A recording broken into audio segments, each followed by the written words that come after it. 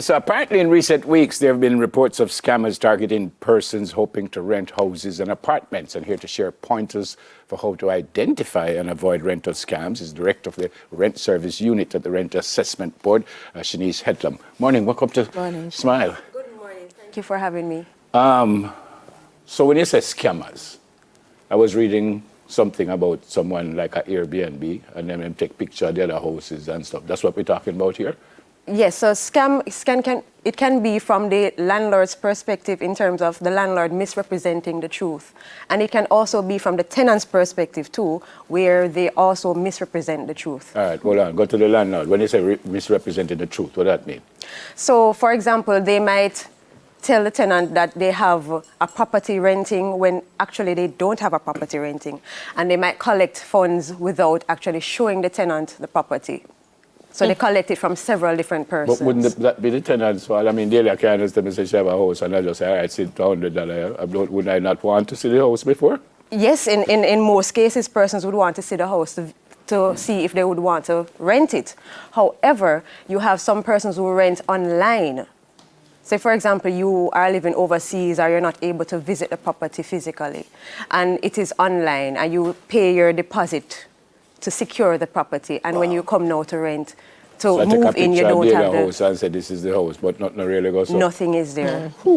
Does it also extend to, in terms of misrepresentation, me sending a picture of a home and saying, Neville, it's a palace, and then when I go there now, I still have the house to rent, but it's not a palace. Does that happen as well?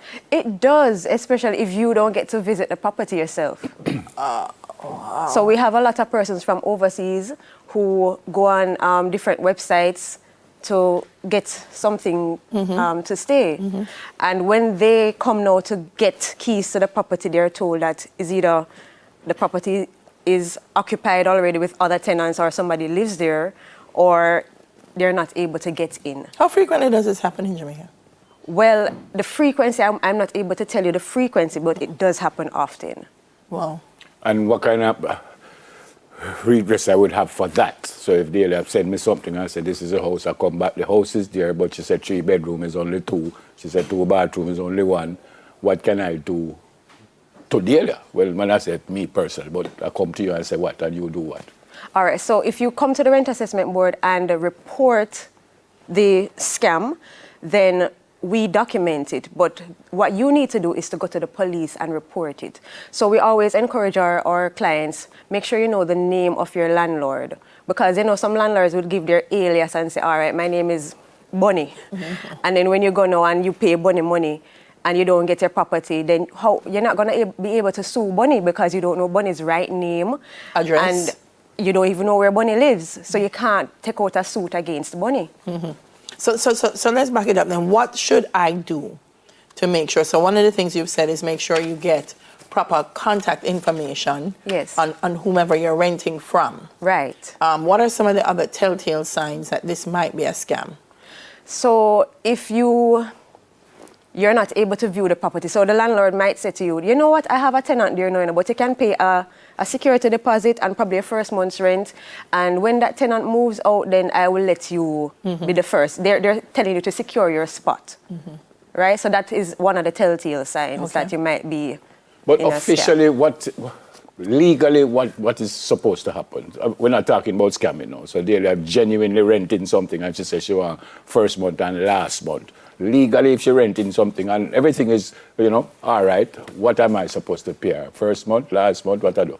So usually the landlords ask for a security deposit to, just in case there's any damage done at the property. Which would be a month's rent? It is usually a month's rent. Right. But if the place is furnished, it's usually 2 months' rent. Okay. So secure the furniture plus any damages after or bills unpaid. Okay.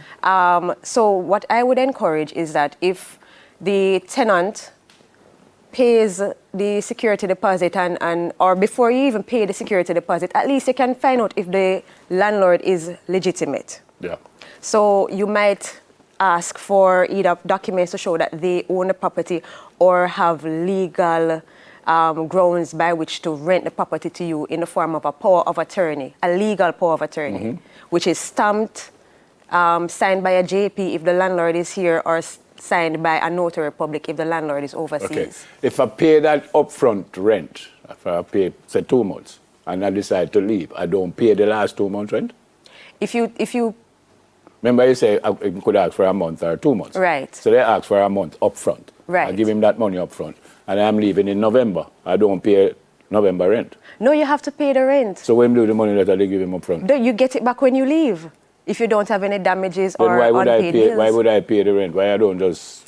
So you can have a discussion with your landlord to say, listen, I'm going to leave.